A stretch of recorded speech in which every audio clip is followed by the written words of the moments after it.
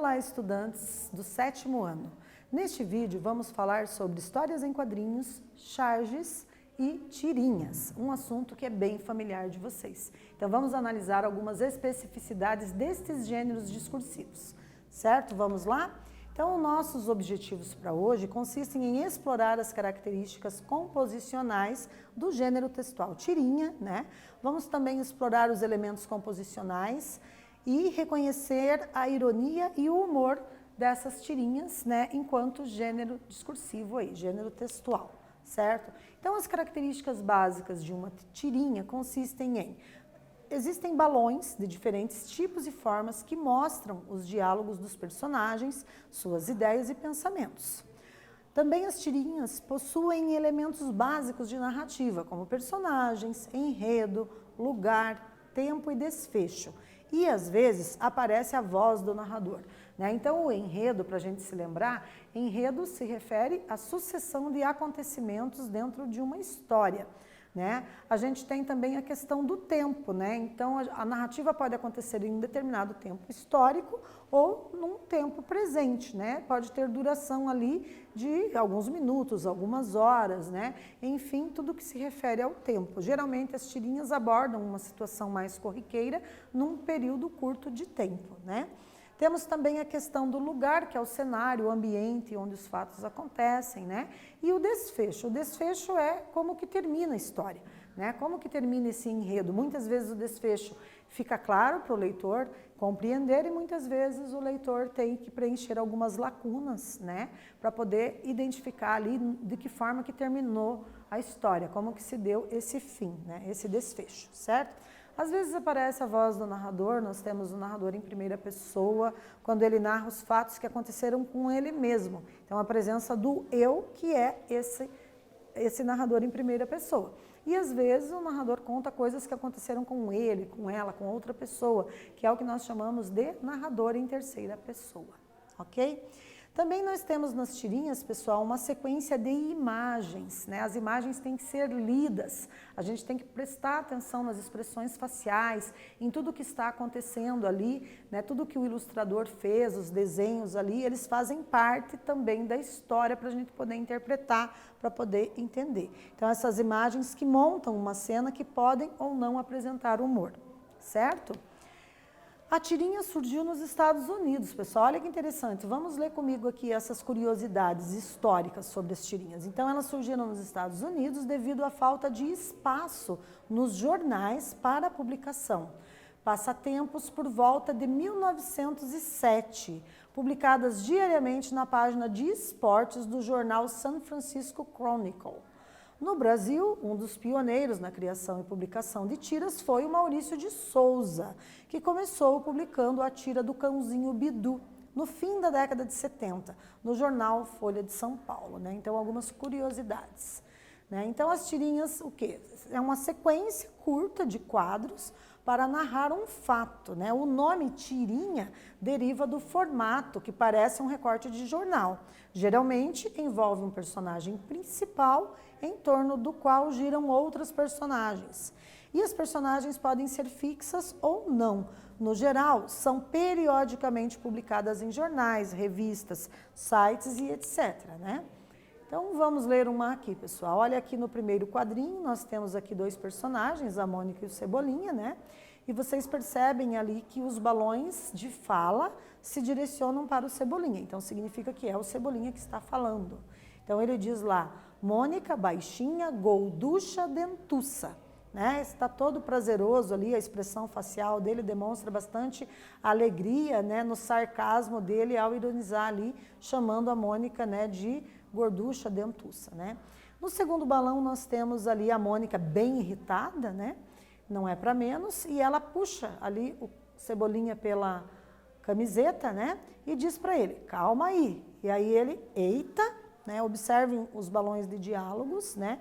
Que muda também o balão da Mônica para o balão do Cebolinha, simbolizando ali que ele está numa situação ali meio desastrosa, né? Por ter falado ali sem pensar algo desagradável. E por fim, no último quadrinho, nós temos ali a fala da Mônica, né? Ela com uma pose ali toda poderosa, ela diz o quê? Você se esqueceu de falar, linda, inteligente e poderosa. Então, observem que nós temos as imagens, as ilustrações que constituem a linguagem não verbal, né? Temos ali as palavras presentes dentro dos balões que constituem a linguagem verbal. E a leitura desse contexto de linguagem não verbal e linguagem verbal, ou seja, imagens mais palavras, nos permite compreender a intencionalidade do Maurício de Souza ao elaborar aí essa tirinha, ok? Então, o que provoca o humor na tirinha anterior? Seria a gordofobia feita por Cebolinha ou o equilíbrio emocional demonstrado por Mônica no último quadrinho? Um tempo para a nossa primeira atividade de aquecimento.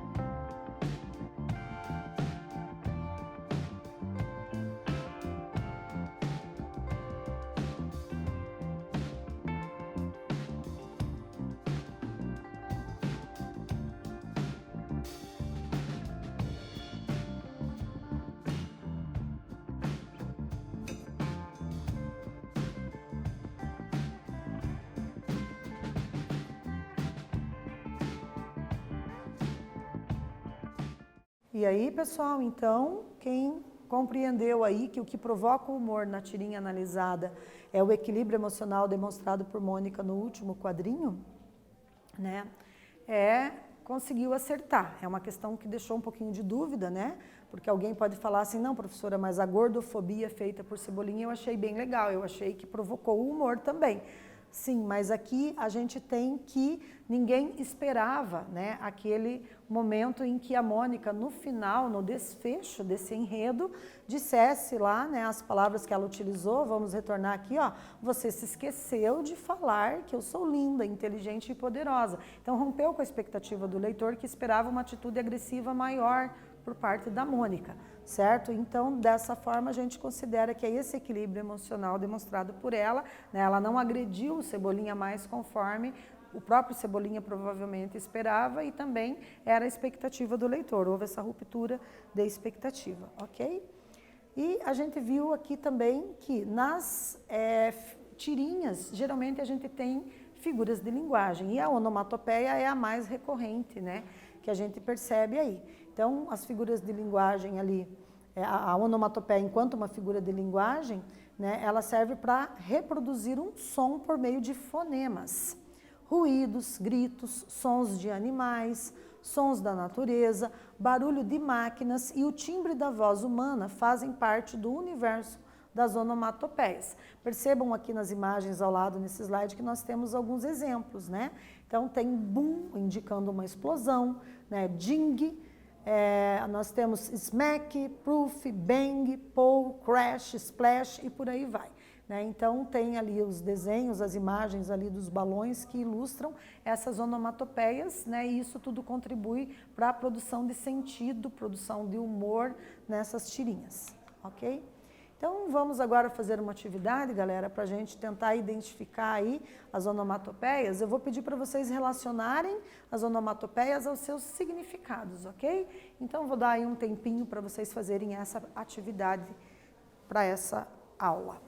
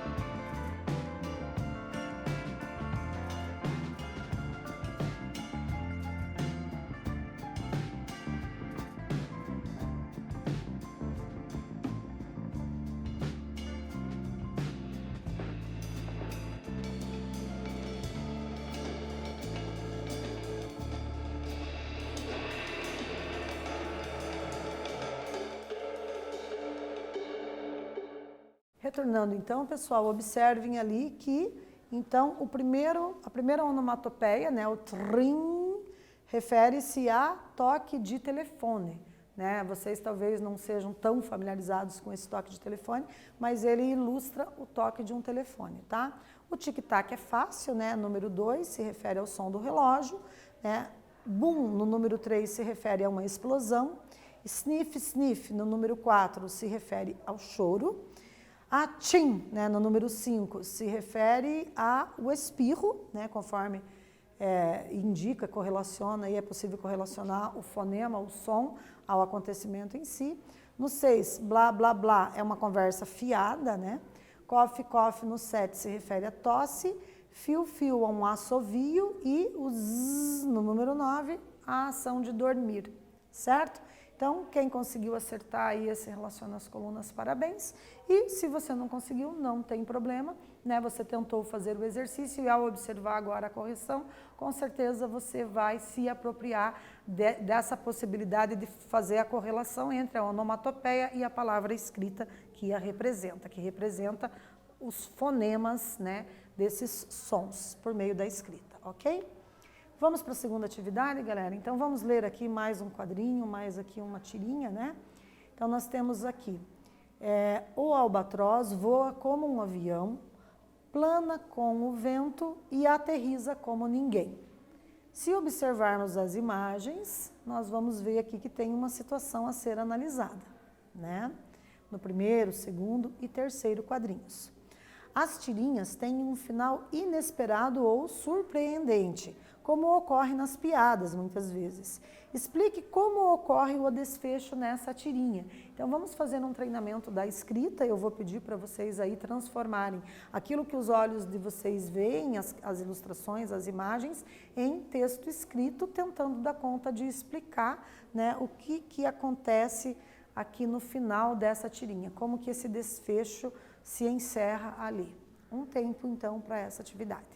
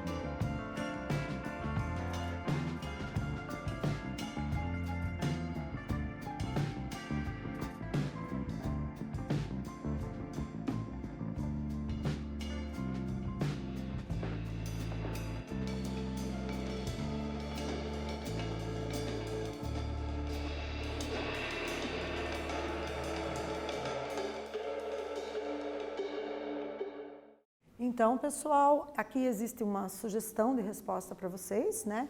Percebam, então, que o leitor cria uma expectativa de perceber somente características positivas no albatroz. No entanto, né, no último quadrinho há uma ruptura de expectativas, ao ver que ele não tem a habilidade para aterrissar, né? Então, o desfecho gerou ali uma situação inusitada, né, que quebra a expectativa do leitor, ok? E vocês perceberam já a diferença entre charge e histórias em quadrinhos? Observem aqui que a gente tem charge, tirinha, né, conforme nós estamos analisando, temos as histórias em quadrinhos. E nesse slide eu vou pedir para vocês lerem aqui comigo, que a gente tem aqui uma situação de uma charge, né? Então leiam aqui, olha, o que o padre está falando. Temos como personagens o padre e um casal. O padre diz: "E agora eu os declaro marido e mulher. Podem atualizar seus status no Facebook." Né? Então tem aqui também uma situação inusitada que rompe com a expectativa do leitor.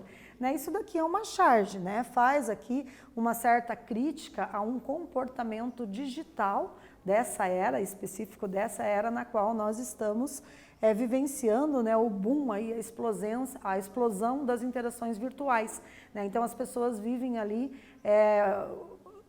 na verdade, narrando, relatando tudo o que acontece nas suas vidas por meio dos ambientes virtuais, das redes sociais, como o Facebook.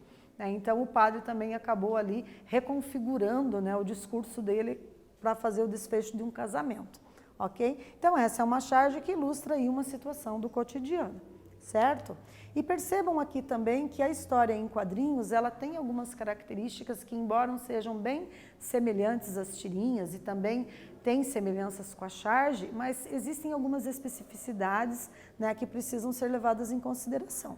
Né? Aqui a gente tem um único personagem, né, o Cebolinha, e aí ele escreve lá a Mônica é, né, a gente tem ali uma outra situação, a Mônica é, e a gente vai deixar no ar aí para vocês preencherem as lacunas de como terminaria essa história, ok?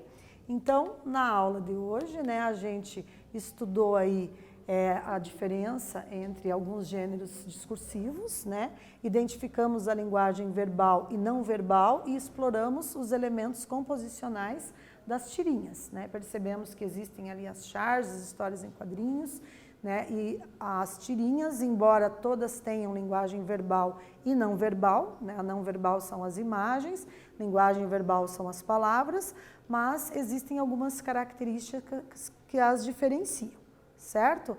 Então, nesse vídeo falamos sobre a diferença aí, as especificidades entre charge, tirinha e histórias em quadrinhos. Espero que vocês tenham gostado e até breve.